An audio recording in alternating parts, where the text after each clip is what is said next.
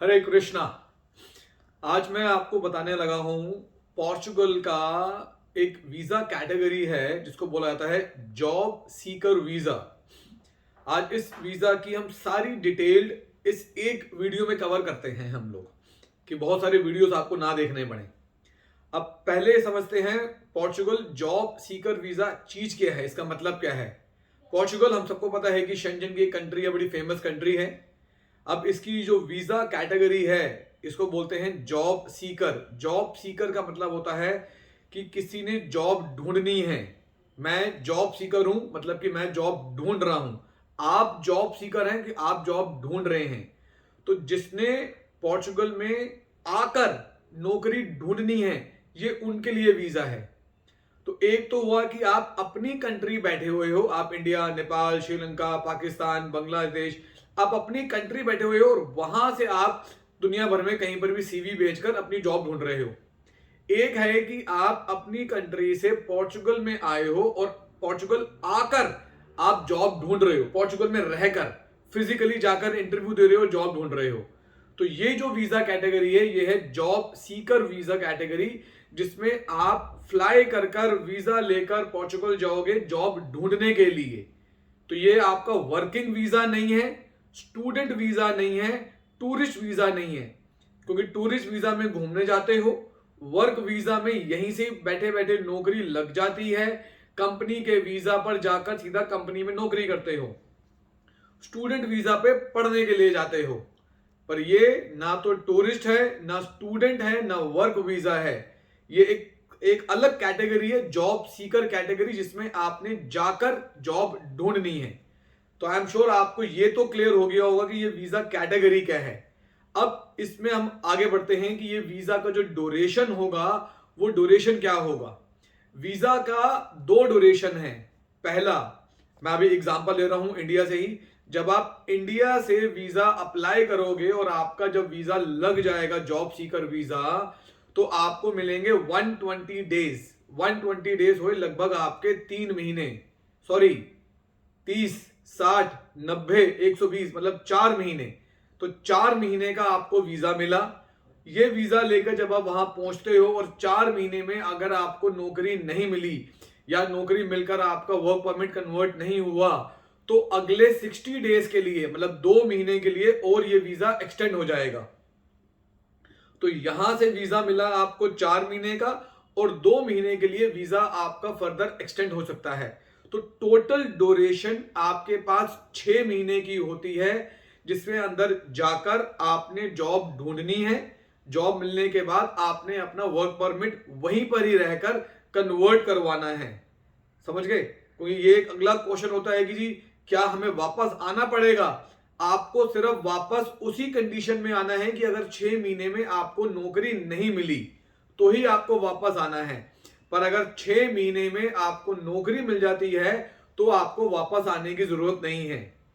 इसमें एक और क्वेश्चन ये भी आता है कि अगर हम पोर्चुगल गए और पोर्चुगल में नौकरी नहीं मिल रही तो क्या हम किसी और शेंजन कंट्री में जाकर नौकरी ढूंढ सकते हैं? बाय लॉ, लीगली, इस visa category is only for Portugal. तो इसका मतलब आप सिर्फ पोर्चुगल में ही जॉब सीकर वीजा पे आ रहे हो और वहीं जॉब ढूंढनी है। This is legal law. अब इसके अंदर एक पॉइंट आता है कि जी ये कैटेगरी के अंदर कौन कौन व्यक्ति जा सकते हैं, क्या कोई भी जा सकता है? अब ये बड़ा इंपॉर्टेंट समझने वाला पॉइंट है। इसका आंसर हां भी है, इसका आंसर ना भी है। हां और ना कैसे है अब मैं आपको समझा रहा हूं कि इस कैटेगरी में कौन कौन अप्लाई कर सकता है, तो आपको समझ आएगा कि क्या आप इस कैटेगरी में आते हो कि नहीं आते हो। जॉब सीकर वीजा सिर्फ उसी कैटेगरी के लिए है जिनके पास कोई स्पेशल स्किल्स हैं। एग्जाम्पल ले लेते हैं, कोई व्यक्ति बहुत प्रोफेशनल फोटोग्राफर है, कोई प्रोफेशनल आर्टिस्ट है, कोई प्रोफेशनल कुक है जिसको हम शेफ बोलते हैं। आपके पास कोई एक प्रोफेशनल नॉलेज, उसका एक एक्सपीरियंस, उसका एक टैलेंट होना चाहिए।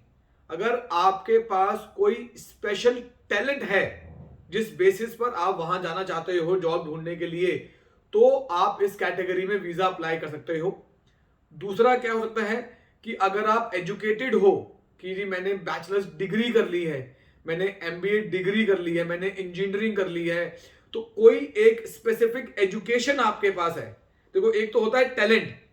टैलेंट एक अनपढ़ व्यक्ति के पास भी हो सकता है। एक अनपढ़ व्यक्ति है लेकिन बहुत बढ़िया शेफ है, एक अनपढ़ व्यक्ति है लेकिन बहुत अच्छा गिटारिस्ट है, एक अनपढ़ व्यक्ति है पर बहुत अच्छा आर्टिस्ट है।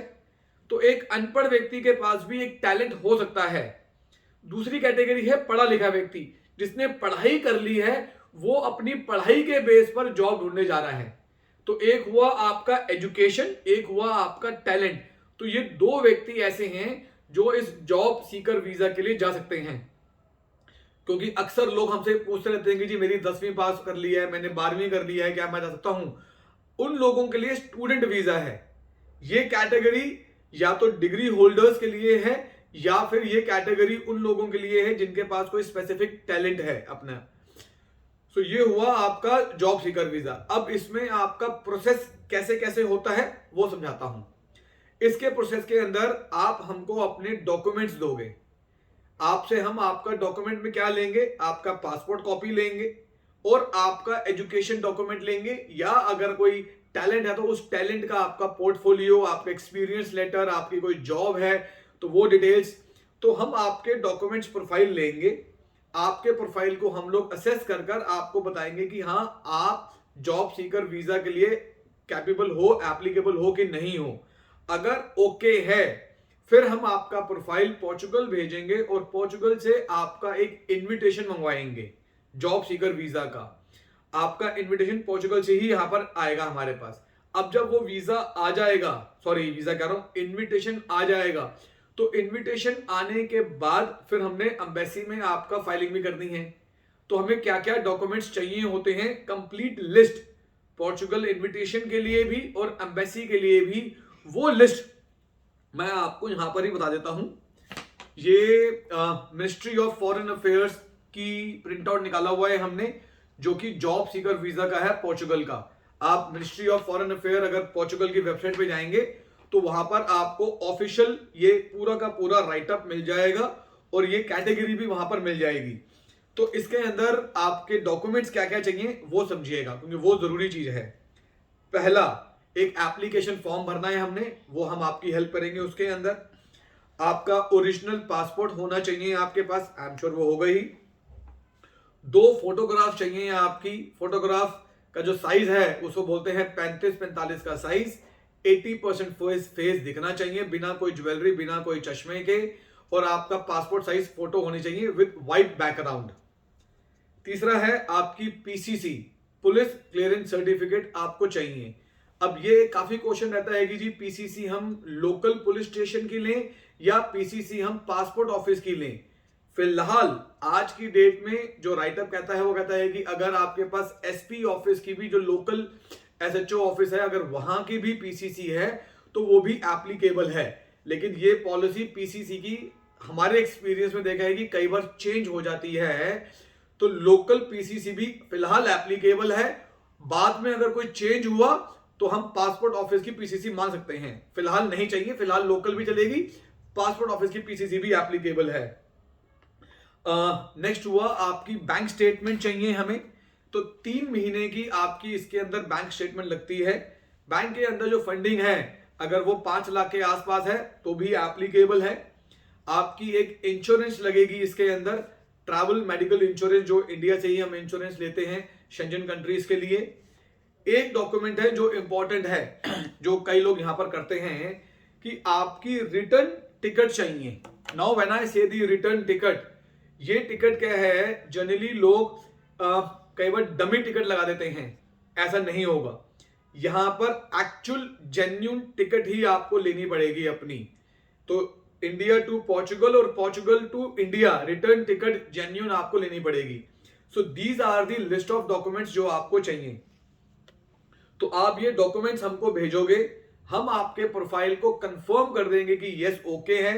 ओके है तो हम आपका इनविटेशन भी हम मंगवाएंगे, वीजा में भी आपकी हेल्प हम करेंगे। वहां जाकर जो पोस्ट लैंडिंग सर्विसेज आपको चाहिए उसमें भी हम आपकी एडवाइस, आपको गाइड, आपकी हेल्प करेंगे। सो A to Z complete process हम आपको दे सकते हैं। तो आप में से जो जो लोग जॉब सीकर वीजा के लिए एप्लीकेबल हैं, नीचे डिस्क्रिप्शन के अंदर हमारी टीम के नंबर्स दिए गए हैं। हमारी टीम को कॉल करें और अपना प्रोसेस शुरू करें। फर्दर कोई जानकारी चाहिए तो आप बिल्कुल कॉल कर सकते हैं, ऑफिस विजिट कर सकते हैं, हमसे मिल सकते हैं। हमारे ऑफिसेस, हमारा जो हेड ऑफिस है वो है नोएडा के अंदर, आप बिल्कुल वेलकम है उसके अंदर। हमारे ऑफिसेस नोएडा के अलावा दिल्ली में है, सिरसा में है, कुरुक्षेत्र में है, गुजरात में है, हैदराबाद में है, गुंटूर में है। ये हमारे इंडिया में ऑफिसेज हैं। ओवरसीज ऑफिसेज हमारे दुबई में हैं, माल्टा में हैं, क्रोएशिया में हैं। तो आप किसी भी ऑफिस में कॉल करें, विजिट करें, अपना प्रोसेस शुरू करें। मैं Aman Shukla, I am the CEO of the company. Thank you so much. Hare Krishna.